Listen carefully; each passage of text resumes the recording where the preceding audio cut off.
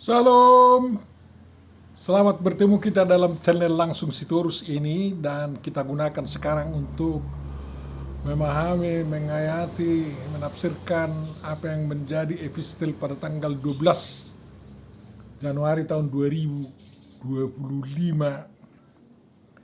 Mudah-mudahan pertemuan kita melalui channel ini semakin diberkati oleh Tuhan dan kita semakin memahami firman Tuhan yang terkandung di dalam Alkitab.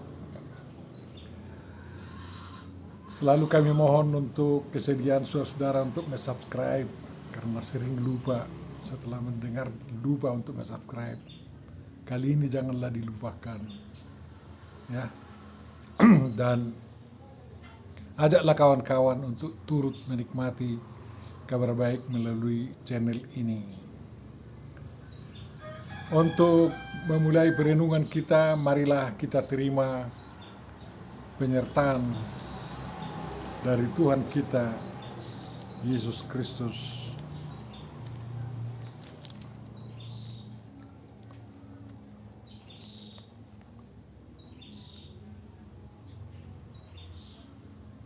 Kasih karunia dari Tuhan kita, Yesus Kristus, kasih setia Allah Bapa dan persekutuan Roh Kudus kiranya menyertai kamu sekalian. Amin. Firman yang akan kita renungkan adalah dari Mazmur 40 ayat 1 sampai 6. Bagian dari Mazmur yang terdiri dari 18 ayat dan oleh Lai diberi judul Syukur dan Doa. Kita baca ayat 1 sampai 6. Untuk pemimpin biduan Mazmur Daud. Aku sangat menanti-nantikan Tuhan. Lalu ia menjenguk kepadaku dan mendengar teriakku minta tolong. Ia mengangkat aku dari lubang kebinasaan, dari lumpur rawa. Ia menempatkan kakiku di atas bukit batu, menetapkan langkahku. Ia memberikan nyanyian baru dalam mulutku untuk memuji Allah kita.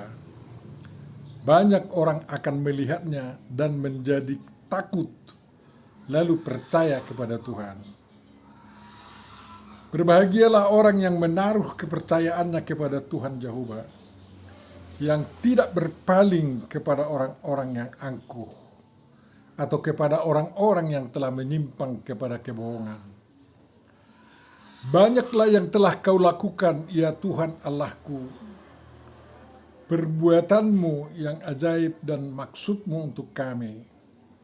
Tidak ada yang dapat disejajarkan dengan engkau.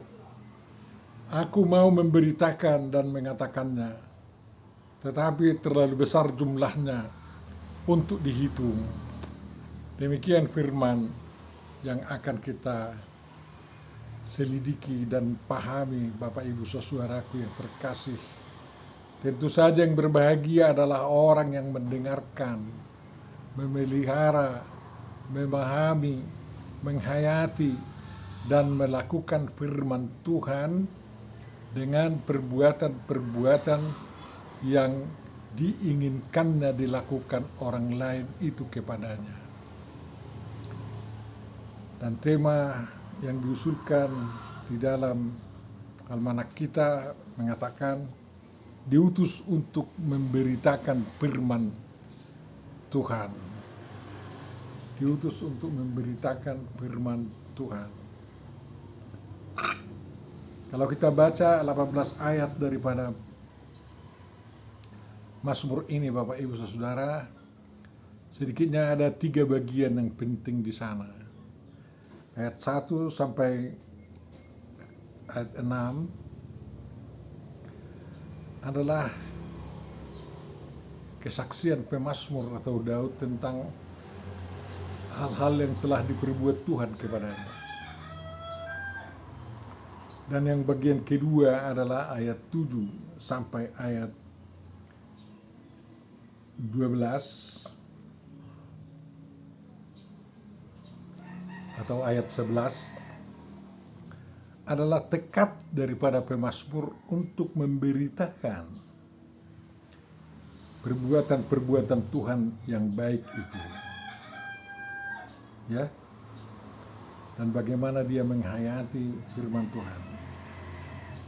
Lalu bagian yang ketiga ayat 12 sampai ayat 18 adalah permohonan pemazmur agar Tuhan menindak orang-orang yang melanggar perintah Tuhan. Ya. Agar pemazmur dilindungi Tuhan dan terluput dari kepungan para musuh-musuhnya. Dan dia menginginkan agar semua orang bersukacita, bergembira karena Tuhan. Dan semua yang mencari Tuhan dapat mencintai keselamatan yang daripada Tuhan. Dan para pengikut Yahweh Elohim juga menyerukan Allahu Akbar. Ya, Yakdil Yahwi katanya. Bapak Ibu saudaraku yang terkasih, bagian pertama itu menjadi bagian dari renungan kita sekarang, tapi berkaitan dengan dua bagian sesudahnya. Jadi Daud mengatakan dengan tegas bahwa dia sangat menanti-nantikan Tuhan.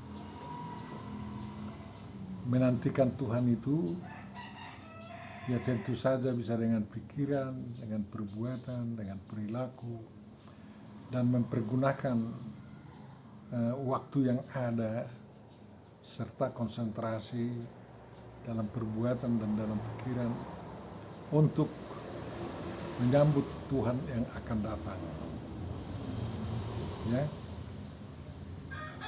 Menantikanlah Tuhan. Menantikan Tuhan juga termasuk mencari Tuhan.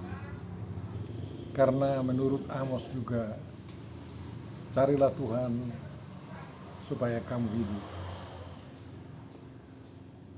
Tuhan itu masih berkenan untuk dicari dan ditemukan oleh orang-orang yang percaya. Dan siapa yang bertemu dengan Tuhan berhasil dalam penantiannya, tidak akan dikecewakan Bapak Ibu saudaraku yang terkasih. Maka jangan bosan-bosan dengan lamanya waktu yang berjalan dalam penantian itu. Ya. Sedangkan minggu Advent aja ada 4 masa penantian terhadap kelahiran Yesus Kristus.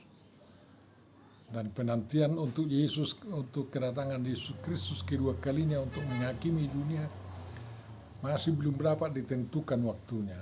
Terserah sama dia kapan dia akan datang. Tugas kita adalah mempersiapkan diri, selalu siap ya untuk menyambut dia yang datang. Jangan lalai sedikit pun, siap siaga dan dapat bergegas. Dan Tuhan Yesus memberikan perbandingan dalam penantian itu sewaktu dia memberikan perumpamaan tentang mempelai yang akan datang dan 10 orang gadis menantikannya. 5 orang mempersiapkan diri dalam penantian itu dengan mengisi pelitanya penuh dengan minyak, sehingga apabila si mempelai itu datang di malam hari, mereka dapat terang berjalan. Tapi 5 orang lalai untuk mengisi pelitanya, sehingga sewaktu mempelai datang, ya, mereka kehabisan minyak, mereka tidak bisa berjalan di dalam kegelapan dan memohon bantuan 5 orang yang ada minyaknya, tapi tidak bisa mendapat lagi karena jangan sampai tidak cukup katanya. Jadi ada 5 sampai 5 gagal. Dan akhirnya mereka juga sampai dengan rabat ke pintu gedung pertemuan itu, namun pintu sudah ditutup. Janganlah kiranya kita mengalami pengalaman seperti itu dalam penantian Tuhan. Kita nanti-nantikan Tuhan karena Dia akan memberikan rahmat dan berkat-Nya. Dan pemazmur di sini Daud mengatakan dalam penantiannya, Tuhan itu menjenguk dia dan mendengar teriak daripada Daud yang minta tolong. Ya, didengarkan. Memang Tuhan melawat umatnya. Dari sejarah pergaulan manusia dengan Tuhan di dalam perjanjian lama pun sering diberitahu bahwa Tuhan melawat umatnya. Tuhanlah yang melawat Abraham di Ur Kasdim, di Haran, dan kemudian di Batseba. Tuhan melawat Abraham sewaktu Abraham mengeluh tentang tidak adanya anak yang dilahirkan oleh permaisurinya, tuan lainnya Sarah. Dia lawat, Tuhan melawatnya, Tuhan menjenguknya, berbicara kepada dia secara antropomorfis. Tuhan menunjukkan dirinya agar Abraham mampu berbicara dengan Tuhan itu. Ya, jadi Tuhan itu bisa antropomorfis ya, dalam melawat kita. Dan dia mendengar teriakan Abraham kan. Dia berjanji tahun depan katanya akan ada anak dari Sarah.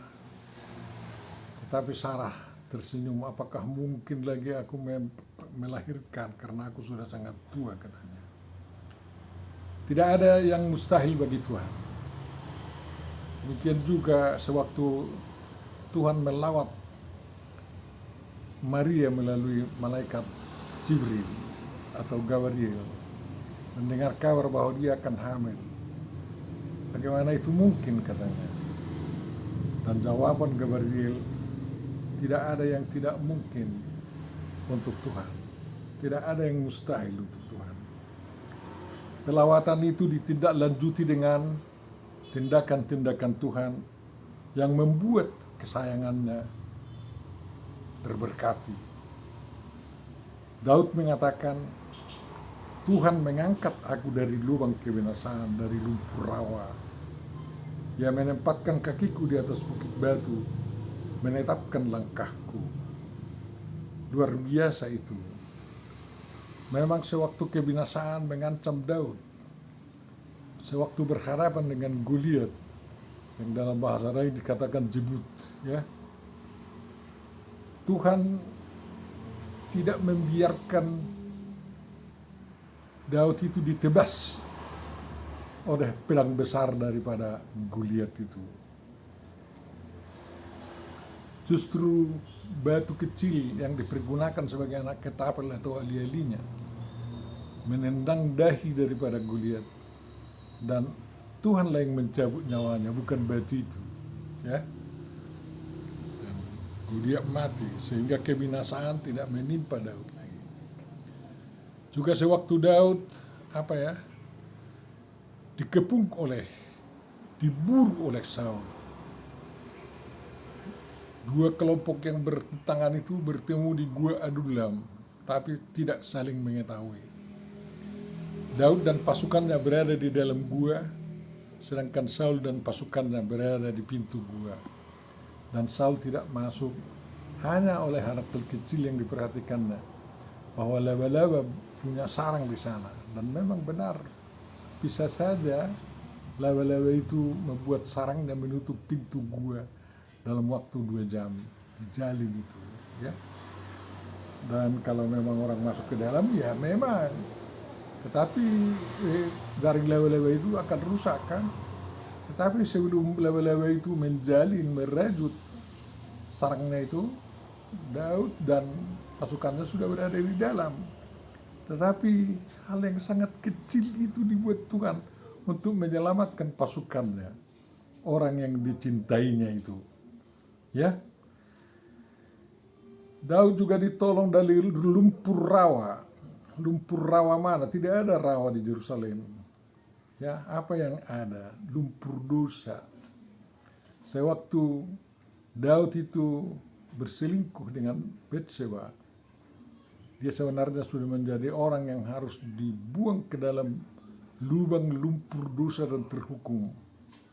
Tetapi Tuhan mengampuninya. Itu yang luar biasa.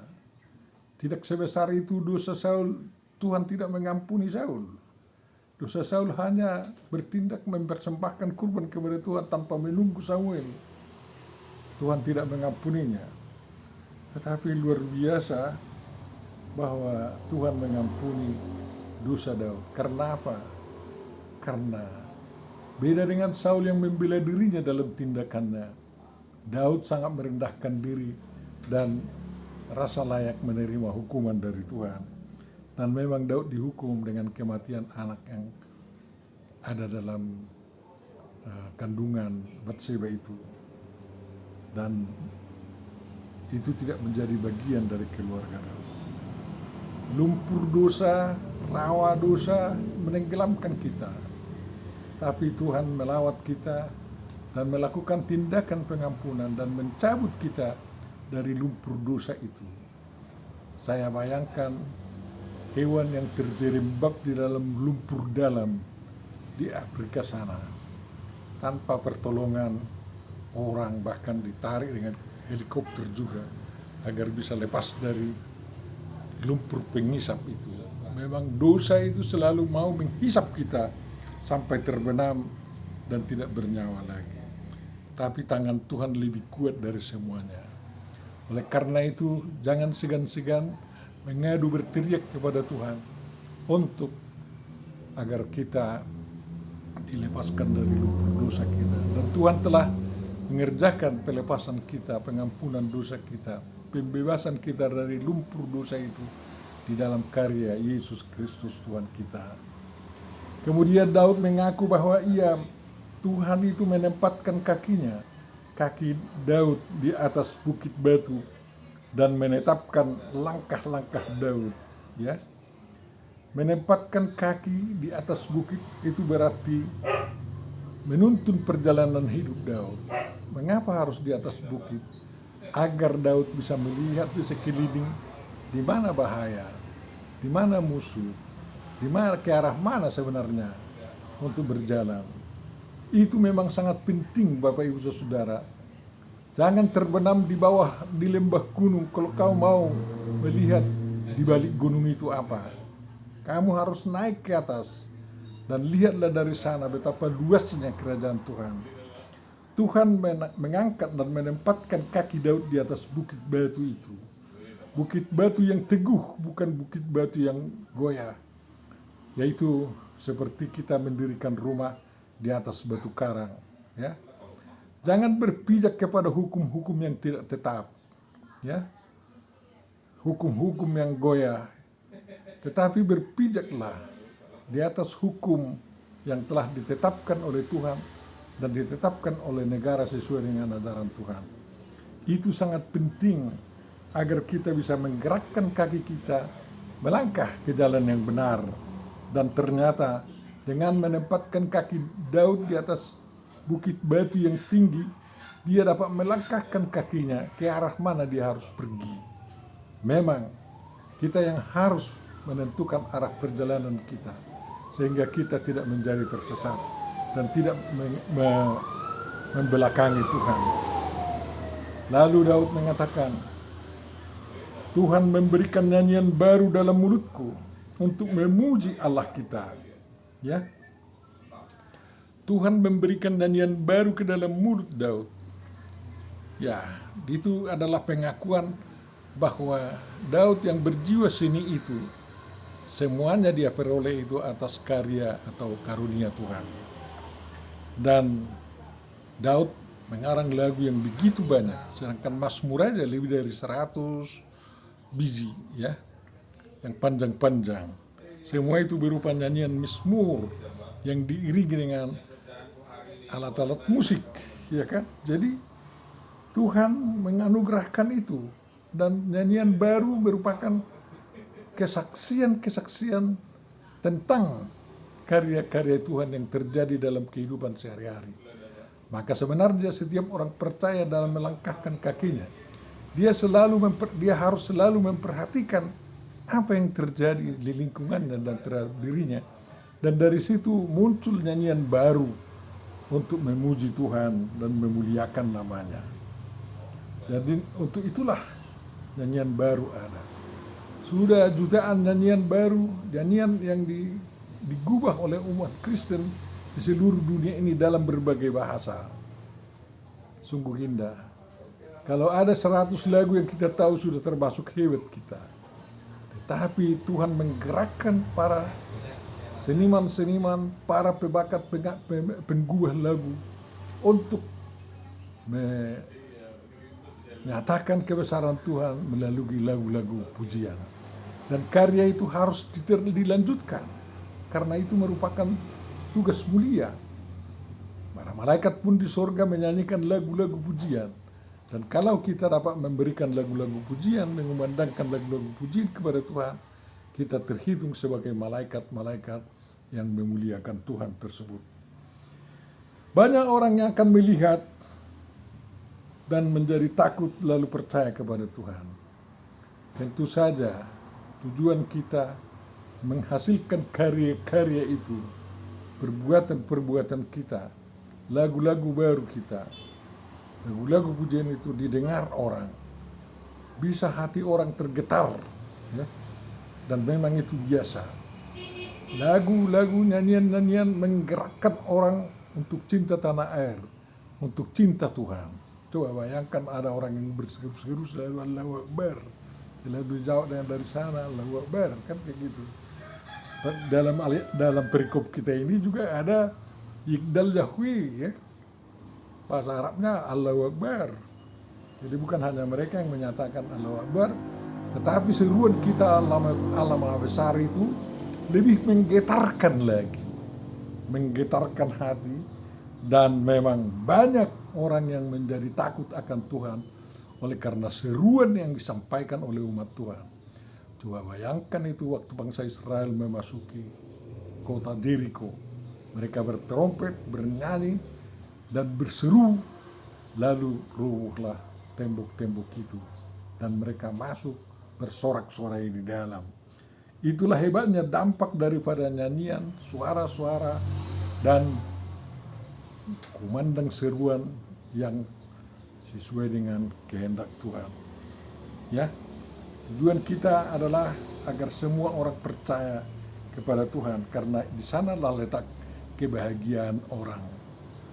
Kalau manusia sadar dan ingin bahagia, maka dengarlah getaran-getaran hatimu, rasakanlah getaran-getaran hatimu apabila kumandang firman Tuhan menjenguk engkau, baik melalui media sosial maupun melalui kebaktian-kebaktian dan lain-lain. Orang percaya pasti akan berbahagia, ya. Kalau kepercayaannya itu ditaruh pada Tuhan Jehovah yang ada sekarang, kemarin, dan yang akan datang, yang maha omnipresens, maha pengasih, maha penyayang, dan maha kuasa. Dan dia juga adalah yang membuat ada, sehingga kita tidak perlu gentar untuk maju ke depan, ya. Dan kita berbahagia, Bapak Ibu Saudara, karena kita sudah mengaku percaya kepada Tuhan Jehovah Elohim, Yeshua HaMashiach, Ruach HaKudus. Tuhan kita yang Trinitas itu, yang tiga metode utamanya menyatakan diri kepada umat manusia. Ya, tentu saja percaya berarti meninggalkan semua perilaku-perilaku angkuh dan sombong, dan tidak mau menyimpang ke jalan kebohongan. Itu percaya, karena percaya berarti adalah ilmu pasti akan masa depan, pasti akan masa sekarang, dan pasti hal-hal yang berlalu. Kita menjadi pelaku sejarah, kita menjadi pewaris sejarah, dan kita akan menjadi pembuat sejarah di masa depan oleh karena percaya kepada Tuhan. Ya. Yang berikutnya kita tahu dalam ayat 6, Daud menegaskan bahwa sudah sangat banyak yang telah dilakukan oleh Tuhan Allah, Jehovah Elohim, kepadanya dan juga kepada kita. Semuanya bukan hanya perbuatan biasa, tetapi kebanyakan yang mendorong kita untuk hidup lebih maju dan lebih baik adalah perbuatan ajaib Tuhan. Ya. Maksud Tuhan adalah maksud kesejahteraan. Walaupun bangsa Israel dibuang ke Babel, Tuhan tidak membuangnya. Ya. Tuhan tahu rencana-rencananya, rencana-rencana kesejahteraan umatnya itu. Dan kepada kita juga ya, Tuhan melakukan perbuatan-perbuatan ajaib. Diri kita sendiri sudah menjadi makhluk ajaib kalau kita menyadarinya. Ya, tidak ada seperti kita makhluk di dunia ini. Tapi itulah karya Tuhan. Bukan hanya karya sendiri oleh manusia, makanya manusia sekarang. Mungkin ada artificial intelligence sekarang ini. Tetapi itu pun terbatas. Sebatas pengetahuan manusia. Kalau ada benda atau sosok patung manusia yang artificial intelligence, itu tidak boleh mengimbangi Tuhan. Tuhan selalu berada di atas, dan semua para ilmuwan diperingatkan agar jangan sampai penemuan-penemuan tentang AI itu merusak keagamaan umat manusia, merusak kepercayaan manusia, tetapi menegakkan kemanusiaan dan keadilan dan kebenaran di tengah-tengah umat manusia ini.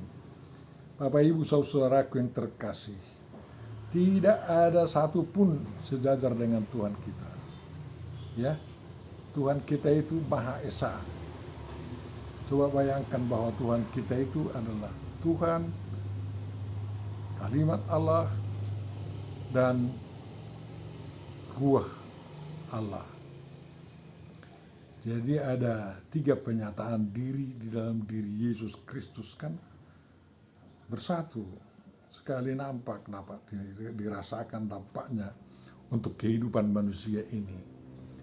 Itulah, tidak ada Tuhan seperti itu. Ada agama-agama monoteis. Tuhan yang diperkenalkan adalah Tuhan seperti batu, ya, seperti guli, gak bisa bergeming, berantropomorfis pun tidak bisa. Tuhan apa itu? Tetapi Tuhan kita adalah Tuhan yang luar biasa, yang tidak ada duanya, tidak ada sejajarnya. Tetapi dialah satu-satunya sembahan yang benar, Bapak Ibu saudaraku yang terkasih. Tuhan kita itulah dan karya-karyanya itulah yang akan kita beritakan.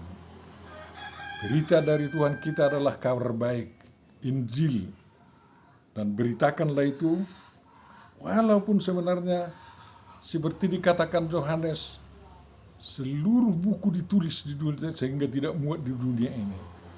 Maka jangan bosan. WA, WhatsApp sudah mempersiapkan bank kata-kata di sana-sana, atau bank gambar, demikian Telegram, demikian apa. Sampai sekarang walaupun seluruh manusia berbicara di dalam WhatsApp, di dalam Telegram, di dalam Instagram dan lain-lain, belum penuh semua. Ya. Maka harus kita isi pemberitaan, ya. Masih kurang banyak lagi berita-berita kebesaran Tuhan dan tanda ajaib yang dilakukan Tuhan untuk kemuliaan manusia, untuk kesenangan manusia dan kesejahteraan manusia. Tugas kita adalah menceritakan perbuatan baik Tuhan. Jangan menceritakan kebencian Tuhan, karena berita-berita buruk seperti itu bisa memicu manusia untuk saling berkelahi.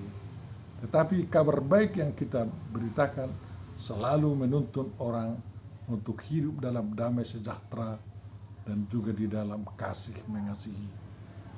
Kasihi Tuhan dengan segenap dan mengasihi sesama manusia seperti diri sendiri.